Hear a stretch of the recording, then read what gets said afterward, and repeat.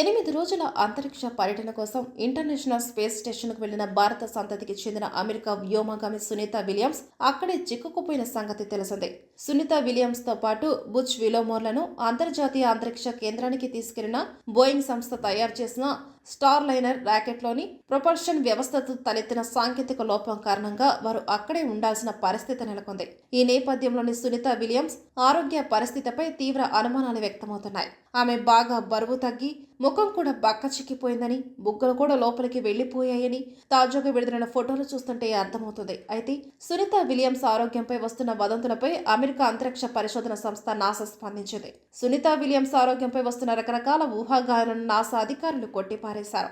ISS లో ఉన్న వ్యోమగాములు ఆరోగ్య పరిస్థితులను ఫ్లైట్ సర్జన్లు ఎప్పటికప్పుడు పర్యవేక్షిస్తున్నారని నాసా తేల్చి చెప్పింది. వ్యోమగాములకు మెడికల్ టెస్టులు చేస్తారని స్పష్టం చేసింది. ప్రస్తుతం అందరూ ఆరోగ్యంగా ఉన్నారని NASA space operation mission director అధికార ప్రతినిధి జిమ్మీ రస్సెల్ వెల్లడించారు.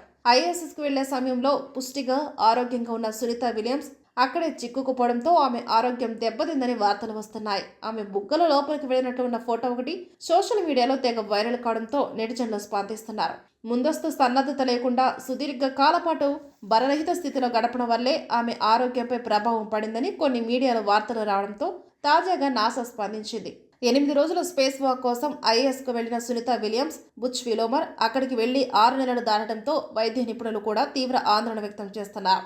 ఎక్కువ కాలం బలరహిత స్థితిలో ఉంటే వ్యోమగాములు కండరాల క్షీణత బారిన పడే అవకాశం ఉందని, ఎముకల పటిష్టత కూడా తగ్గుతుందని, పోషకాలలేమి సమస్యలు వస్తాయని అభిప్రాయం వ్యక్తం చేశారు. ఇక అంతరిక్షంలో చిక్కుకుపోయిన సునీత విలియమ్స్, బుచో విలోమర్ ఎప్పుడు తిరిగొస్తారనే దానిపై స్పష్టత లేదు. వారిద్దరిని వచ్చే ఏడాది ఫిబ్రవరిలో భూమికి తీసుకువచ్చేందుకు నాసా అధికారులు ఏర్పాట్లు చేస్తున్నారు. సునీత విలియమ్స్, బుచ్ విలోమర్ ఈ ఏడాది జూన్ 5 తేదీన బోయింగ్ స్టార్లైన్ స్పేస్ షిప్ లో ఐఎస్కు వెళ్లారు. ఆ తర్వాత స్టార్ లైనర్ స్పేస్ షిప్ లో ఏర్పడిన సాంకేతిక లోపం కారణంగా వారి రాక ఆలస్యమైంది. వారు 8 రోజుల తర్వాత భూమిపైకి రావాల్సి ఉన్నా అది వీలు పడలేదు. 2025 ఫిబ్రవరిలో వారిద్దరిని తిరిగి భూమికి తీసుకువచ్చేందుకు స్పేస్ ఎక్స్ కు చెందిన కార్గో వెర్షన్ ని నాసా ప్రయోగించింది.